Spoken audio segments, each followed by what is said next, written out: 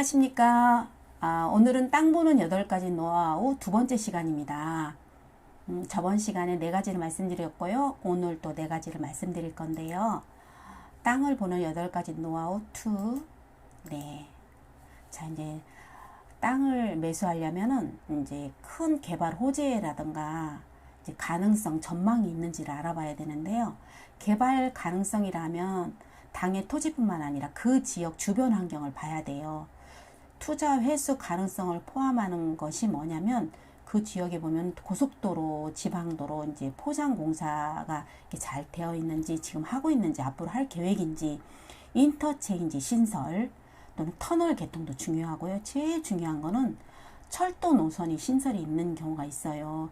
이런 경우는 굉장히 큰 호재라고 볼 수 있겠죠. 이러한 대형 프로젝트는 토지 수요와 인구 유입을 촉진하고요. 향후 인접 토지까지 집가 상승을 시키는 호재라고 볼 수 있습니다. 개발 호재를 예의주시해야 되겠죠. 단기간의 세월이 흐른 후에 맹지가 도로에 접하면서 쓸모없던 임야가 도로 개설로 수용된다든지 이제 그린벨트가 해제된다든가 군사보호구역, 공원지역, 상수도 보호구역이 해제돼서 토지 이용 가치와 가격이 급등하는 사례도 종종 있는데, 무엇보다 중요한 거는 뭐 10년, 20년 뒤 전에 사놓은 것보다는 이왕이면 개발의 길목에 사놔서 몇 년 동안 투자했다가 이렇게 좋은 그 투자 이익을 보는 게 가장 중요하겠죠. 그러려면 정부의 국토개발 기본계획과 개발 정책을 예의주시하면서 교육이라든가 세미나에 참석하셔서 호재를 확인하는 것이 중요하다라고 생각이 들고요. 또 6번째는 땅은 개별적인 특성이 있어요. 그래서 장점을 발굴해야 합니다. 땅을 보면 거의 단점이 있는데 이제 그런 단점을 이제 보아도 무방한데, 전문가라든가 토지 개발업자들은 목적과 용도의 절반 정도만 적합하잖아요. 그렇다고 판단이 되면 그래도 저렴한 땅을 구입해서 토지 리모델링을 하여서 쓸만한 물건으로 만들어서 제값 또는 수백의 몇 배의 수익을 창출하게 돼요. 돈은 이렇게 벌어야 한다고 합니다. 땅의 개별적인 특성을 이해한다면 쓸모없는 비탈진 땅 있죠. 그런데 근사한 펜션이나 전원주택 단지를 지을 수도 있고, 별로 쓸데가 없는 듯한 높은 산 중턱에 깎아서 자연 친화적인 요양병원이라든가 낙골 땅을 만들기도 하고요.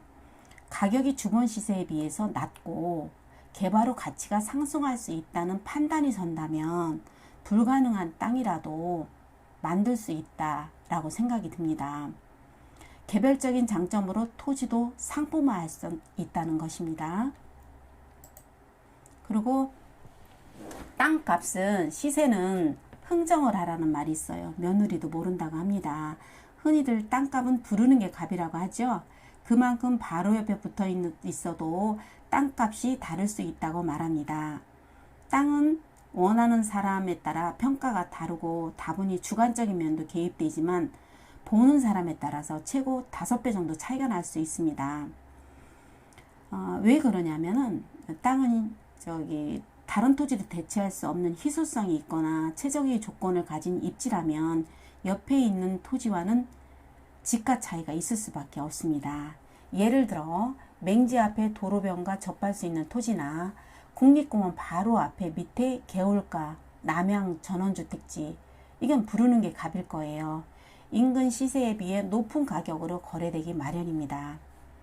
땅값을 알기 위해서 공시지가, 최근에 거래된 시세, 매도 호가, 도로 접근에 따른 시세를 알아야 합니다.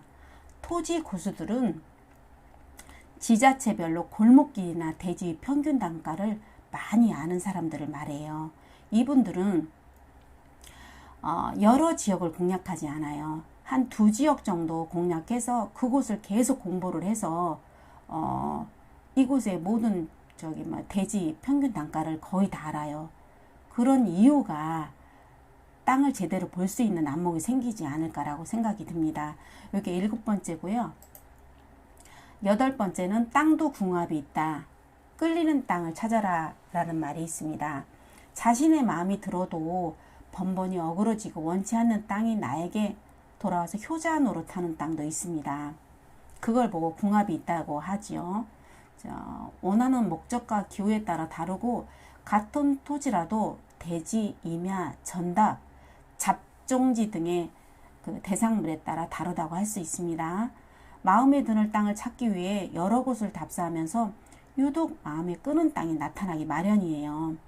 그래서 내가 정말 마음에 들어요. 그러면 토지 이용 계획 확인원 등의 공적 서류를 함께 땅을 매수하려는 내 목적하고 일치한다면 땅의 매입을 서두르는 것도 좋은 방법입니다. 자기에 맞는 땅을 선택하는 것이 가장 잘 사는 것이라고 할 수 있습니다. 오늘은 땅 보는 노하우 8가지 중에 나머지 4가지를 말씀드렸습니다. 다음 시간에는 더 좋은 정보로 여러분 찾아뵙겠습니다. 감사합니다. 감사합니다. 좋아요, 구독 눌러주세요.